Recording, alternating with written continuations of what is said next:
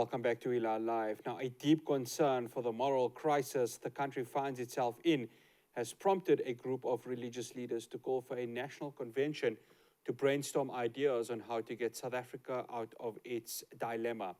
More than 10 clergymen from the Interfaith Forum of South Africa said they were deeply concerned about the social and moral crisis in the country, and this includes the Muslim Judicial Council.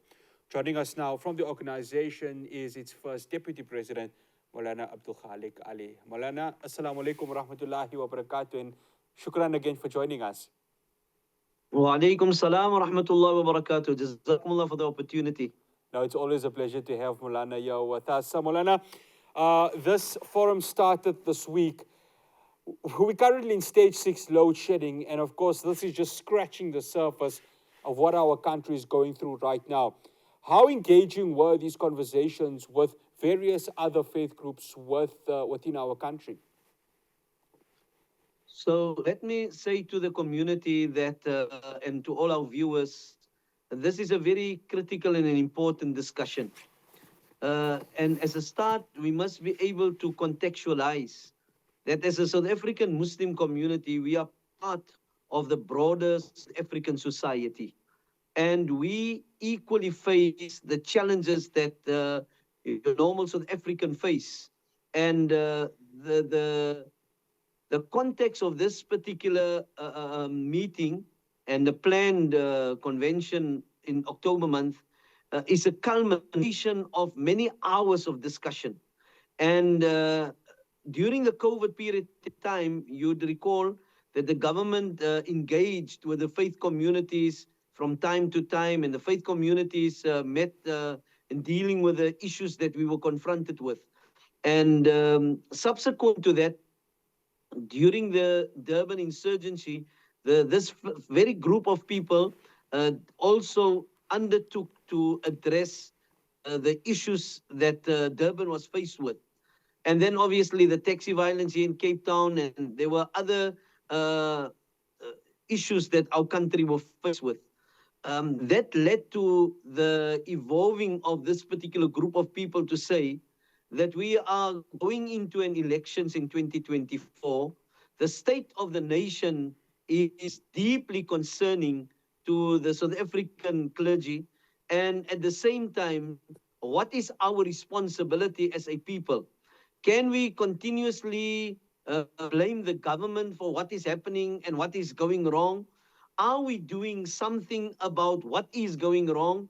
Are we taking some form of accountability? And are we addressing these particular issues pertinently? Hence, with that particular context, the faith communities decided that it is perhaps an ideal opportunity for us to say that we must be able to somehow create this particular forum in a more structured way in addressing social, moral, the economical crisis that our country are faced with, and speak as a collective voice. And hence, the culmination of that was the meeting that was held on Tuesday morning. And by the way, this group of people were intended going to Robben Island. Due to weather conditions, we were not able to have gone to Robben Island, but we met at the harbor, and it was quite symbolic and significant for the group of faith leaders to have met there. Now, when we speak about the faith leaders, you earlier made references to 10 persons. In reality, it represents a large percentage of the faith communities in our country. Representatives were there from these particular faith communities. Moulana, just yesterday we heard the tragic news of Sheikh Majid's son, who was shot during a hijacking. And crime, because with load shedding and unemployment and so much more, there's crime that's on the rise. And surely that is also another part of the discussion yourself and the rest of the Interfaith Forum had to be speaking about, because as us Muslims, what had happened yesterday with Sheikh Majid's son Umar just was another stark reminder of the grim crime our country faces. In fact, That is so. I'm so grateful that you're raising this. We are all pained by this particular killing, and there are killings across the country every single day. Perhaps the records will speak about the high levels of crime in our country and the volatility of our community. And this is precisely one of those particular areas. So one of the key focuses of this particular group of people is to speak about the state of our country, the corruption, high levels of corruption, the high levels of unemployment, what is happening in terms of our youth in our community. The levels of crime in our community is problematic and seriously problematic.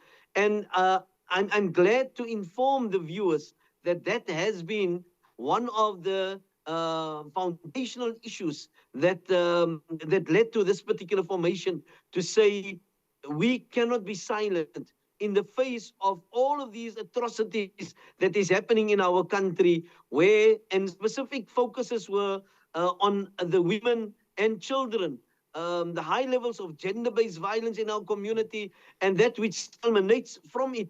So it is an area which we have given serious attention to, speaking then to the fact that, listen, how do we keep people to account? Moulana, we seem to have lost your audio there. Moulana, can you hear me? I can hear you. Yes. Okay. No, I do have a problem with my no, I think with the was yeah. no problem, Moulana.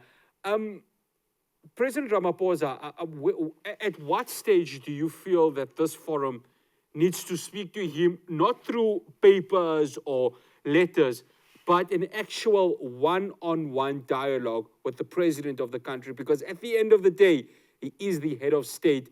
And are you confident that with you sitting down with him, he will be able to listen to you as clergymen? So as a point, let me just also present and say that this group of people are totally independent. We are not aligned to any political party. We are not aligned to the government. It is a group of independent and the major churches in our country and faith leaders. And hence, we are in light of this particular independency, we are ready to speak truth to power, and to be able to say exactly what has to be said. And part of this particular process will be discussed at our convention in October, inshallah Aziz, in terms of the plan of action. Today's meeting would have discussed it. Unfortunately, I couldn't make it for that particular meeting today, but it is part of what is lined up, and how do we speak about these particular matters? Where do we point it at? And how do we address it so that we create a better South Africa for all South Africans living in our beautiful country? Moulana, just one final question. I know you deal with interfaith forums and interfaith groups on so many occasions, but when you come out of this, when you come out of these meetings, how important is it that everyone is on the same page? Because that needs to happen, doesn't it? That if everyone's on the same page, moving forward, it just makes things easier and the dialogue much more effective. So we come together as a community to speak to the communal issues that we are all confronted with.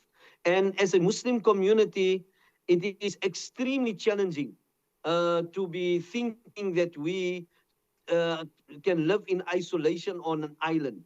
We are part of the community. We live amongst the community. We are hit by crime, by unemployment. The economic situation that we are faced in the country, we are all faced with it. There, the petrol price escalated again, and so forth. So the truth of the matter is, when we go in there, we represent this wonderful deen of Allah subhanahu wa ta'ala. We represent Islam, and so that we can be able to be solution orientated and to present the beautiful practical examples of how in the history of Islam, Muslims has presented solutions to the problems. And alhamdulillah, let me say this, we are respected for our opinion.